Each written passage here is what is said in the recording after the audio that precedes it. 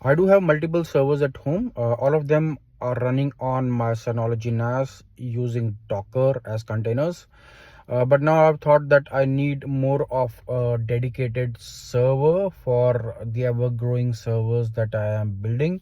So I've just ordered for now a second hand Dell Optiplex 7040 with an i7 processor, 6th generation of course, and 32 gigs of RAM.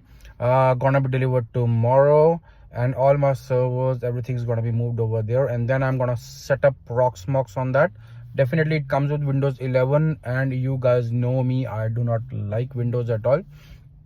And for virtualizations anyways, I do not need a front end. So for back end system, I would be installing Proxmox. If you would like to see how that server setup goes and how I install Proxmox, follow along.